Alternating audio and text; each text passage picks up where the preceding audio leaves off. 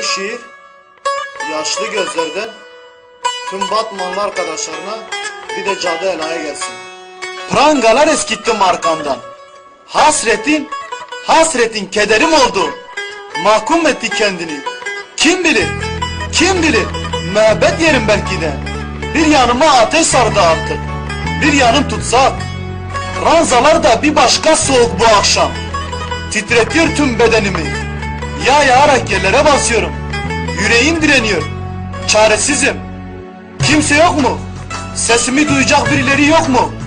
Nasıl damlalar çoğalıp umman olabiliyorsa sen de öyle çoğalıyorsun içimde. Damla damla. Tükettik bir ömrü. Bir günde bıraktık geride. Ömür yenik düştü sana. Bir de kendine. Ödül yalnızlık olsun artık. Vurun iskembeli. Bitirin şu ömrü. Kesin şu nefesimi. Acıtmıyor artık hiçbir şey. Hissetmiyorum. Sana son bir çift sözüm var. Seninleyim. Sendeyim. Ve sadece susarak ölüyorum. MC Muta 2010. Artık gelme. Gelme, istemiyorum seni. Yıkma hayallerimi. İçime hapsedemem seni. Ben ancak çekerim kendi derdimi. İstemiyorum hayatımda artık aşk ve sevgini. Bak güzelim, ben senin bildiğin insanlardan değilim. Ellerim nasılıdır, elini tutamam.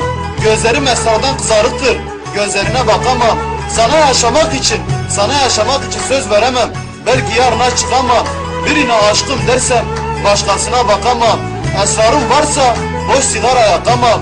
Kollarım façalıdır, seni kollarıma takamam. Kafam daima güzeldir be güzelim. Güzel kafayla karşına çıkamam. Ben ortamcıyım güzelim. Aşkı kafama takamam. Demiştim ya güzelim, bana umut bağlama. Ben belki yarına çıkamam. Bunlar benim yaşam tarzım. Bunlara dayanabilir misin? Yıllarca hep birini bekleyebilir misin? Kızarmış gözlerim için hayal kurabilir misin? Façalı koluma çekilmeden girebilir misin? Benim gibi serseri bir ortamcıya sevgilim diyebilir misin? Diyemezsin güzelim, diyemezsin. Benim gibi bu hayatı bilemezsin. Sen istersin ki okula gittiğinde kolunda sevgilin olsun. Ben de isterim karşıma çıkacağım adam ortamcı olsun. Sen bilezik takmazsın, iz olmasın. Ben de kolumdaki kelepçeyi saklarım, söz olmasın. Sen hayallerini içine saklar, kimse duymasın. Ben ise rakı şişelerini süzer kafamda, kimse duymasın. Bizim hayatımız budur. Esrar içer susarız, içki içer coşarız. İşte güzelim, ben şimdi gider şişeleri dizerim. Ben sevdiğimi çok üzerim, çünkü hep sarhoş gezerim. Ben ortamcıyım güzelim, bana aşk sevgi olmaz. Benim hayatım budur, dumansız olmaz. Ben yolumu çizmişim, bana başka yol olmaz.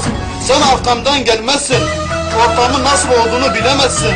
Ben ortamcıyım güzelim, bana sevgilim diyemezsin. Diyemezsin güzelim, diyemezsin be güzelim, diyemezsin. Bu şiir tüm cezaevindeki arkadaşlara ve tüm alemci arkadaşlara gelsin.